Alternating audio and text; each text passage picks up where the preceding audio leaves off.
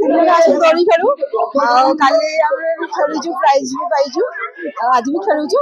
ଆପଣ ମାନେ ଘରେ ଟିଫିନ କରିକି ଏଠିକି ଆସନ୍ତୁ, ଏଠୁ ପୁଣି ସନ୍ଧ୍ୟା 6ଟା ବେଳକୁ ଘରକୁ ଯିବେ। ସମସ୍ତଙ୍କ ଭୋଜନର ଖାଦ୍ୟ ପାନୀୟର ବ୍ୟବସ୍ଥା ମଧ୍ୟ କରାଯାଉଛି ଏବଂ ସେମାନଙ୍କ ଖୁସି ପାଇଁ ଯେହେତୁ ଆମେ ତାଙ୍କୁ ଘରେ ସମୟ ଦେଇପାରୁନେ, ସେମାନେ ଘର କାମରେ ସବୁବେଳେ ବ୍ୟସ୍ତ ରହିଲେ, ସେମାନଙ୍କୁ ଟିକେ ଖୁସି ଦେବା ପାଇଁ କି ଏହା ହଉଛି ଆମ ଅନୁଷ୍ଠାନର ପ୍ରୟାସ। ମାଙ୍କ ଦୟାରୁ ଏମିତି ଆଉ ଚାଲୁ, ମାନେ ଏଇ ଆର ଉନ୍ନତି ଘଟୁ, ଆପଣ ମାନେ ସହଯୋଗ କରନ୍ତୁ, ଭଲରେ ଚାଲୁ।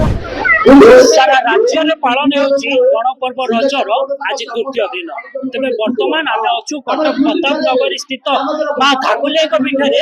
ଆପଣ ଏ ଭିଡରୁ ଜାଣିପାରିବେ କୋଉ ଭଳି ଭାବେ ରଜ ଉତ୍ସବକୁ ପାଳନ କରାଯାଉଛି। ଆମେ ଏନେ ଅଧିକ ଆଲୋଚନା କରିବା। ଧାକୁଲେଇ ପୀଠରେ ଯେ ରହିଛନ୍ତି, ସାର୍ ଟିକେ ଆପଣଙ୍କ ପରିଚୟ। ମା ଧାକୁଲେଇ ଗ୍ରାମ କଣ ପ୍ରସ୍ତୁତି କରାଯାଇଛି ରଜ ଉତ୍ସବ ନିମନ୍ତେ, କେମିତି କଣ ପ୍ରସ୍ତୁତି ରହିଛି? ରଜ ଉତ୍ସବ 3 ଦିନ ଧରି ହଉଛି, ଆଜି ହଉଛି ଶେଷ ଦିବସ ଉଦ୍ଯାପନ ହବ। ଆମେ ପୁଚି ଆଳୁ ଚାମଚ, ଦୌଡ଼ି ଦିଆ, ଝୋଟି ପ୍ରତିଯୋଗିତା, ବହୁତ ସାର୍ ଯଦି ଦେଖିବା ଦିନକୁ ଦିନ ସହରରେ ଗାଉଁଲି ଢାଞ୍ଚା ହଜି ଯାଉଛି, ଖେଳ ବି ଲୁଚି ଯାଉଛି। ଆପଣ ମାନଙ୍କ ଦ୍ଵାରା ଗୋଟେ ପ୍ରୟାସ ହେଇଛି, ସାଂସ୍କୃତିକ କାର୍ଯ୍ୟକ୍ରମ ହଉ କିମ୍ବା ପୁଚି ଖେଳ ହଉ, ଗୋଟେ ଖୁସିର ମାହୋଲ ଗୋଟେ ସମସ୍ତଙ୍କ ଭିତରେ ରହିଛି। ଦେଖେ ଗୋଟିଏ କଥା, ମାଆକୁ ଆସିଲା ଯୋଉ 2ଟା ଦୋଳିରେ ଆଜି 50ଟା ଦୋଳି ପାଇଲାଣି। ମାଆକୁ ଆସିଲା ବଢି ବଢି ଚାଲିଛି। ଆମେ ଖାଲି ସହଯୋଗ କରିବା କଥା, ତାଙ୍କ ଆଶୀର୍ବାଦରେ ସବୁ ଚାଲୁଛି।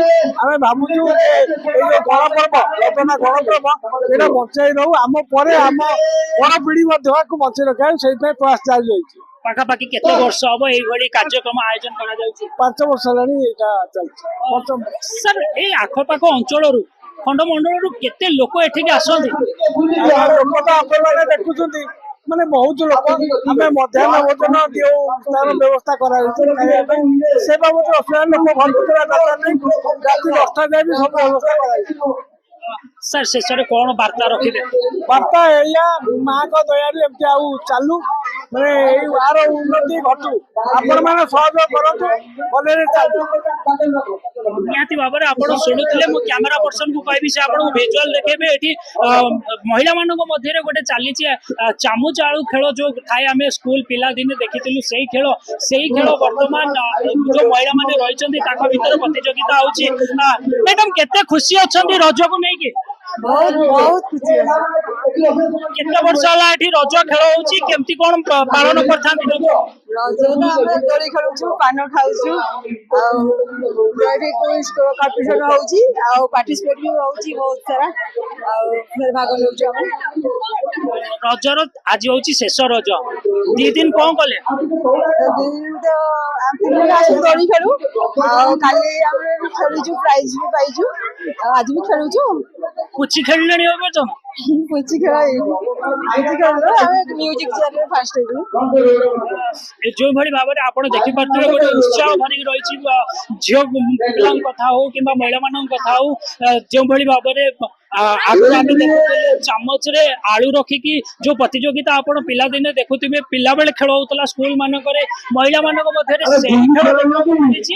ସେମାନେ ଆଳୁ ଜାଗାରେ ଚାମଚରେ ଛୋଟ ଛୋଟ କାଚ ଗୋଲିକୁ ରଖିଛନ୍ତି, ଯାହା ଦ୍ୱାରା ସେମାନେ ତାଙ୍କ ଲକ୍ଷ୍ୟ ସ୍ଥଳରେ ପହଞ୍ଚିବେ ଏବଂ ତାଙ୍କ ଭିତରୁ ଯୋଉମାନେ ୱିନ୍ କରିବେ ବା ପ୍ରଥମ, ଦ୍ୱିତୀୟ, ତୃତୀୟ ସ୍ଥାନ ଅଧିକାର କରିବେ, ସେମାନଙ୍କୁ ମଧ୍ୟ ପୁରସ୍କୃତ କରାଯିବ ମା ଧାକୁଲେଇ ରଜ ମହୋତ୍ସବ ପକ୍ଷରୁ। ନିହାତି ଭାବରେ ଆପଣ ଦେଖିପାରୁଥିବେ ଏଇ ଯୋଉ ଭିଡ ରହିଛି, ଏଇ ଭିଡ ପରିଲକ୍ଷିତ କରିଦଉଛି କେବଳ ଗାଁରେ ନୁହେଁ, ସହରରେ ମଧ୍ୟ ରଜ ବେଶ ଉତ୍ସାହ ସହିତ ପାଳନ ହେଉଛି। ଆମେ ଅଧିକ ଆଲୋଚନା କରିବା, ଧାକୁଲେଇ ପୀଠର ଯିଏ ସମ୍ପାଦକ ଅଛନ୍ତି, ସାର୍ କେମିତି କଣ ରହିଛି? ସାର୍ କଣ କହିବେ, ରଜ କେମିତି କଣ ପାଳନ ହଉଛି ଆପଣଙ୍କ ଧାକୁଲେଇ ପୀଠରେ? ରଜ ବହୁତ ଧୁମଧାମ ରେ ପାଳନ କରାଯାଉଛି। ଏଠି ତ ମା ମାନଙ୍କର ଆପଣ ମାନେ ଗହଳି ଦେଖୁଛନ୍ତି, ବହୁତ ଗହଳି ରହୁଛି। ସମସ୍ତଙ୍କ ପାଇଁ ଭୋଜନର ବ୍ୟବସ୍ଥା ଅଛି। ଆମେ ସବୁବେଳେ ଅନୁଷ୍ଠାନ ତରଫରୁ ଗୋଟେ କଥା କହୁଛୁ ଯେ ଆପଣ ମାନେ ଘରେ ଟିଫିନ କରିକି ଏଠିକି ଆସନ୍ତୁ, ଏଠୁ ପୁଣି ସନ୍ଧ୍ୟା 6ଟା ବେଳକୁ ଘରକୁ ଯିବେ। ସମସ୍ତଙ୍କ ଭୋଜନର ଖାଦ୍ୟ ପାନୀୟର ବ୍ୟବସ୍ଥା ମଧ୍ୟ କରାଯାଉଛି ଏବଂ ସେମାନଙ୍କ ଖୁସି ପାଇଁ ଯେହେତୁ ଆମେ ତାଙ୍କୁ ଘରେ ସମୟ ଦେଇପାରୁନେ, ସେମାନେ ଘର କାମରେ ସବୁବେଳେ ବ୍ୟସ୍ତ ରହିଲେ, ସେମାନଙ୍କୁ ଟିକେ ଖୁସି ଦେବା ପାଇଁ କି ଏହା ହଉଛି ଆମ ଅନୁଷ୍ଠାନର ପ୍ରୟାସ। जो भली आबे आमे शुणुथुलु आपणो कर्म कथा कहउथले दुईटी झुलीरु आरंभ हेइथला मां धाकुलीଙ୍କ पीठरे जो रज महोत्सव वर्तमान ता 50 रे पहुंचीची आखपाख अंचलर लोक केते उत्साहित हुअंती बहुत उत्साह सहकार आसुଛନ୍ତି एमती आम कटक सहर लगे आपणकर अड़सपुर नियाली जगतसिंहपुर किसी व्यक्तित्व मैंने आसुଛନ୍ତି जो जानते सब वर्ष आसुଛନ୍ତି जगतसिंहपुर पोटामुंडई एमाने भी आसिक एठी भाग नउଛନ୍ତି बहुत लोग केवल एई आलू चामच पुची खेल ना आउ कोन सब खेल स्किपिंग अच्छी छुंची सुतार अच्छी बास्केटबॉल करा जाउची तापरे हुड़हुड़ी शंखनाद आउरी हमर अंक कषा बेलून किए केतेटा फुंकी पारिबो बेलून फुंका ए सब कार्यक्रम म्यूजिक चेयर सब प्रकार। सर शेष रे ए कटक रु कोन भाईचारा वार्ता देबे समाज पाई कटक एक भाईचारा सहर संस्कृति संपन्न सहर कटक कटक होची ओडिशार एभली एक सहर जेउठी सबु प्रकार संस्कृति की जाबुड़ी रखी थाए तेणुक सबु प्रकार पर्वपर्वाणी के आमे पालन करूँ तेणुक आमर संस्कृति को आमे केबे छाड़िबा को राजी नुह एवं संस्कृति को बजाय रखिबा कि सारा ओडिशा को कटक रु एई भली भाबे आमे एक वार्ता दउछु। निहाती भाव में आप शुणुले संपादक आम सागर थे सी भी प्रतिक्रिया रखुते जो भाई भाव में ये रज महोत्सव पालन होची ये कटक रु गोटे स्वतंत्र वार्ता जी आम अधिक आलोचना करवा।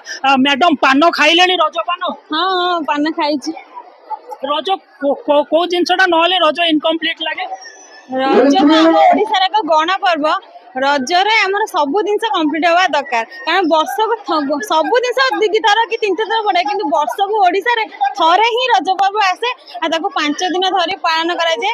रज पूर्व सजबाज हुए प्रथम रज को पहली रज कह जाए सेकेंड रज को रज संक्रांति थर्ड रज को शेष रज भूमि दहन करा जाए बसुमती माता को माने पूजा कर पूजा जो हुए नी तांको बहुत माने भलरे माने विशेष करके आपण ए 3 दिन केमती एन्जॉय करले रज बहुत एंजॉय करछि मु तो एक्चुअली गाँव रे झियो मु फर्स्ट दिन आसली मोर जेहेतु छोट पुओ मु एते आसबा नतली सेकंड दिन आज आसी हम गाँव रे एटा गोटे परंपरा कि सब दिन सब ओकेजन को भलो भाबे पालन करथि आ समस्त मिसी खुशी किना आ अलगा लोक अलगा गाँव रे लोक माने भी आसी मिसंती समस्त पार्टिसिपेट करंती प्राइज भी दिया हुए सब कुछ भलो रे निश्चिंत भाव में आप देखुले जो भाई भाव में ये गोटे उत्साह भरी रही झील कथा कहतु कि महिला कथा कहतु बहित नारी मैंने शाशुघर फेरी बाप घर को रजर खूब भरपूर आनंद उठाऊँ। कटक सिद्धेश्वर राउल प्रतिदिन टीवी।